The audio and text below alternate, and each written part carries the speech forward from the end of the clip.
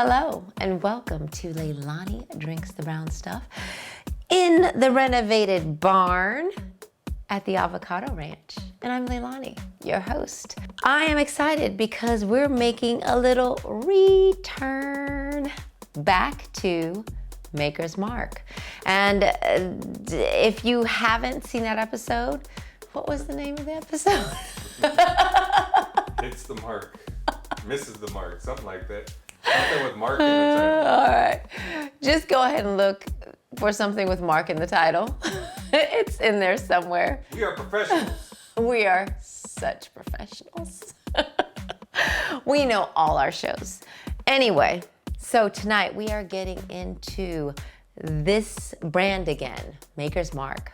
46 this time, Kentucky Straight Bourbon. It cost me roughly about 33 bucks at my local grocery outlet.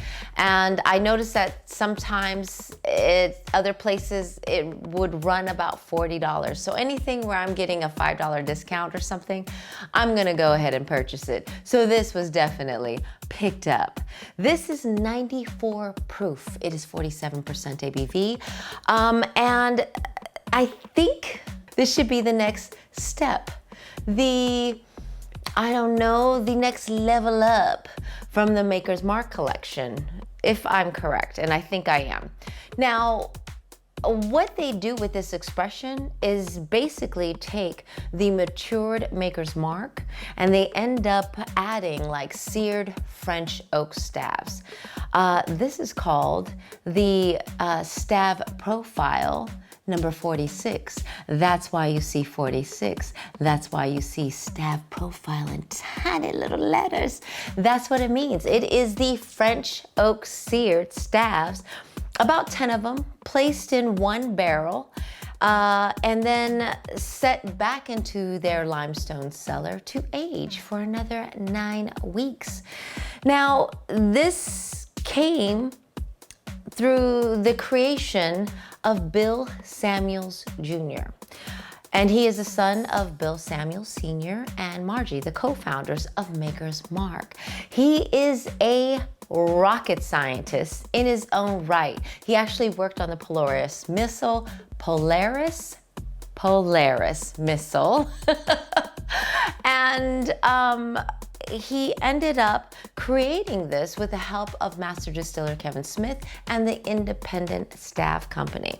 Now, I'm gonna just do a really quick recap, you guys, because you know most of this. I'm gonna add a little titty bit. A little tidbit.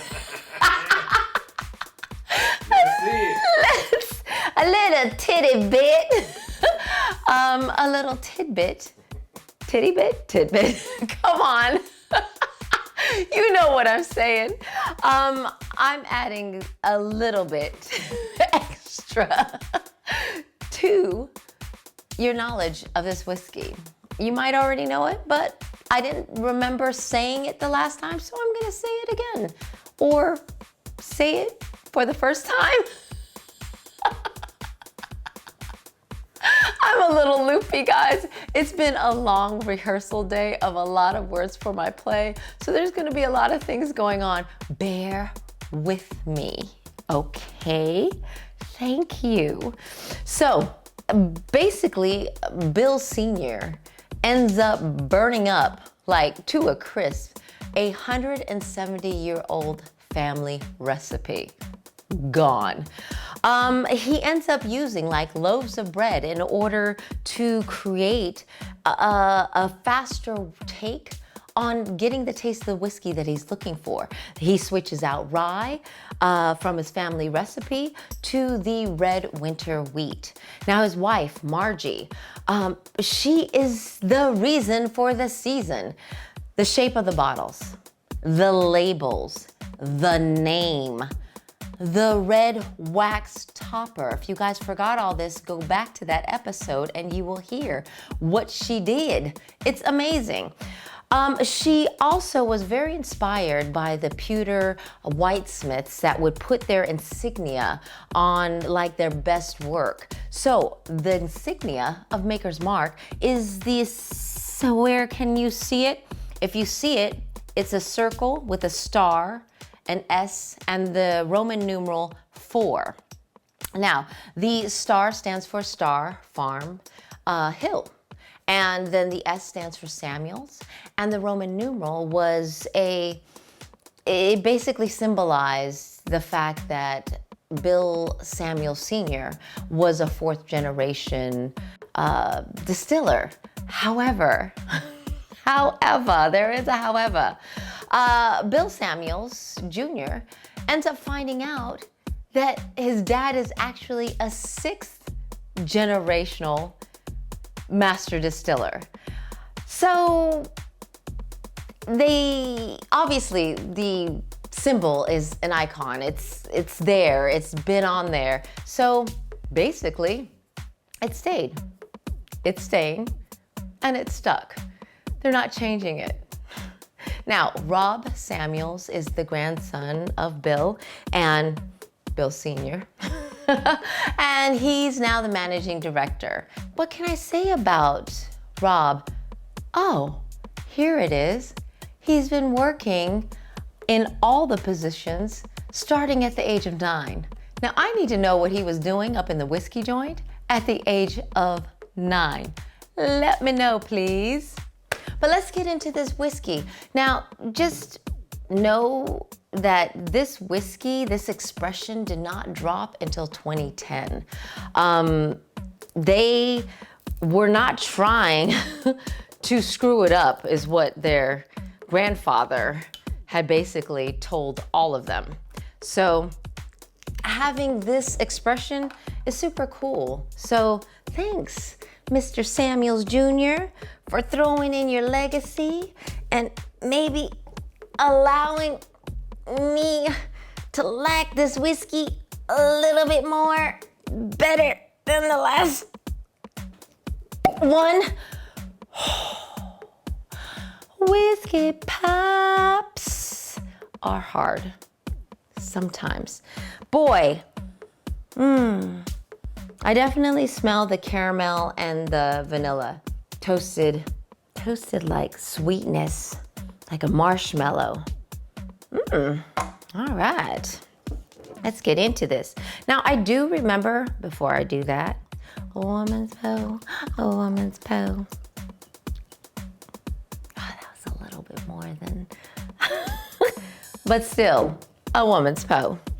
Now, I do remember trying that first Maker's Mark and actually enjoying it a lot more than I thought within the following weeks. It did open up. So I'm excited to try this 46 that has some wax that got in. Oh, and I got a paper cut on my finger. So that kind of hurts. All right. I'm going to leave the wax in there because I just don't. Oh, there it is at the top. It's at the top. Oh, look at that. Can you see it? No? Okay. Well, I got it. Let's just say I got it. I feel like I smell more of the alcohol than anything in this glass now. A little bit of oakiness, a hint of dirt. The caramel and the vanilla's in there. All right. A little burntness. I want to say like a leather is definitely coming through. Let's taste it. I say. Now I do taste some of that orange zest, and I think that's what bothered me about this whiskey the last time. It is less pronounced. It is there though, underlying underneath some of the flavors that I'm getting at first. So the caramel, the vanilla, and then you end up getting hit a little bit with that orange zest. Not as prominent. So I do appreciate that because I feel like this may open up even more, and that makes me happy. You feel a slight warmth that happens when it reaches like the middle of your palate. It's not right off the bat. It's not just grabbing you. It is really a nice, warm, fuzzy feeling, like a little baby, a little hug for your mouth. And I like that. More of the burntness. There's a burnt taste happening, and you can kind of get the flavors of the caramel and the vanilla, but it's not sweet. It's getting a little sidetracked, a little pushed by the burntness. It has this really nice overall mouth feel, and I feel like it's just a more matured version of the Maker's Mark that I tried.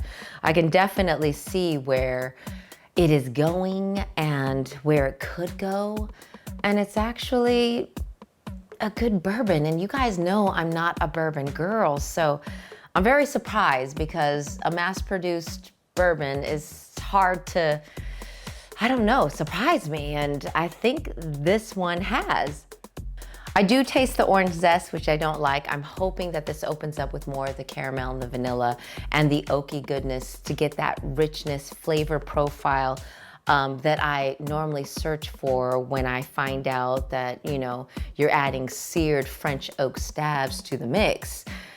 However, I don't feel like the complexity is so grand in this that I'm getting like all this richness that I assume I would be getting from seared French oak stabs, but it's nice. It is solid. It is wonderful for straight bourbon whiskey.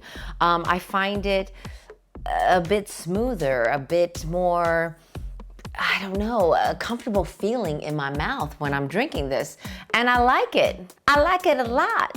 So Leilani Drinks the Brown Stuff has to give Maker's Mark 46 Kentucky Straight Bourbon 3.5 kisses. Because they're making their mark with this Maker's Mark.